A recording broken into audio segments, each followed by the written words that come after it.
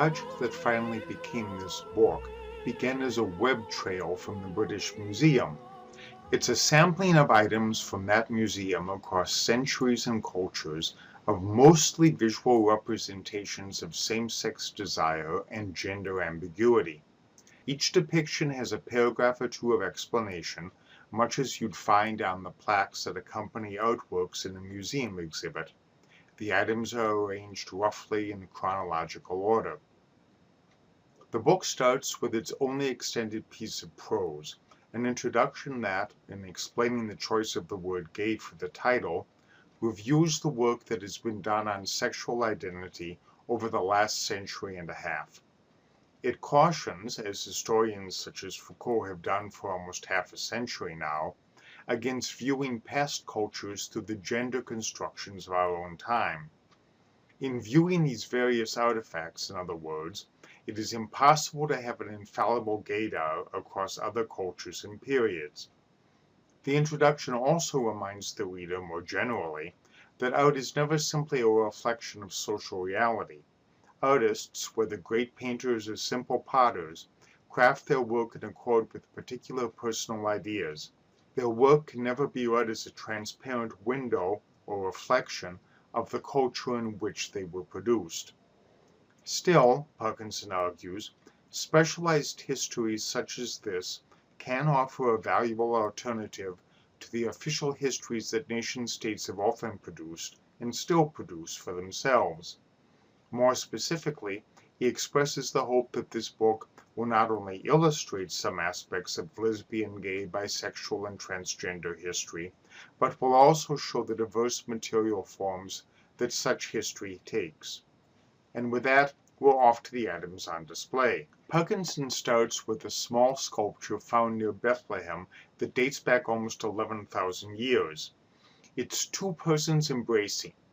Nothing makes it absolutely certain that this is a man and a woman, Parkinson observes. The genders of the figures are unmarked. We need not assume that heterosexuality or the modern nuclear family as we know them are the default options for any society, ancient or modern, he concludes. So this collection begins in ambiguity. That remains one of its main themes. We see a clay relief of the goddess Ishtar from Mesopotamia with the claws of a male bird of prey, and are told that in some instances she was even depicted with a beard, though we don't get to see an example of that. There is also a statue of the male god Shiva from 12th century India, in which the figure wears one man's earring and one woman's.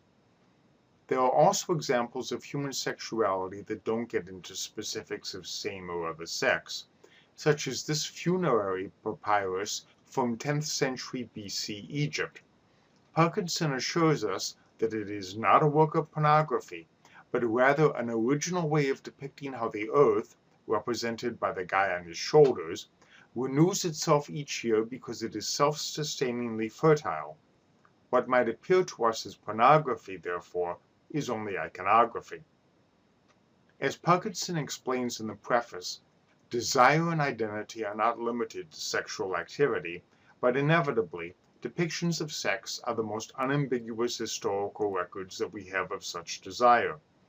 As a result, there are also plenty of examples of same-sex activity in this exhibit, most of them involving men.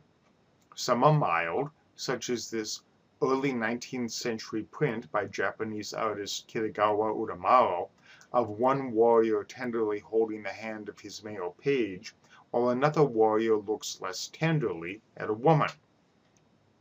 One of the more remarkable of the depictions of same-sex desire comes from the 1st century AD, a silver drinking cup supposedly found near Jerusalem, now known as the Warren Cup, because it was once owned by a gay American art collector, Edward Perry Warren. The book doesn't offer us much in the way of an analysis of such a striking item, however. Rather, it gives us its history and a few generalizations about sexuality in the Roman Empire, and then moves on to the next item. At such times, this book gets a little frustrating.